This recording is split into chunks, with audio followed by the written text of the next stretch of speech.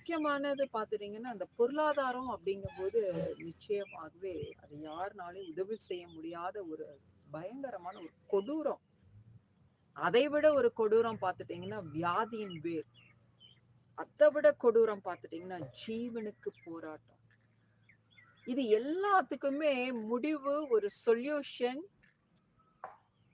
ஒரு ரிசல்ட் பார்த்துட்டீங்கன்னா, யாருனால முடியும்னு கேட்டீங்கன்னா, சர்வ வல்லமையுள்ள கர்த்தராகிய இயேசு கிறிஸ்துவினால முடியும். பாருங்க, நம்ம வசனத்தை நம்ம வந்து நல்லா தியானிக்கும் போது, அதனுடைய சத்தியத்தை நம்ம புரிந்து கொள்ளும் போது, அந்த சத்தியத்தை நம்ம அறிந்து கொள்ளும் போது, அந்த சத்தியமே நம்மளை விடுதலை ஆக்குகிறது.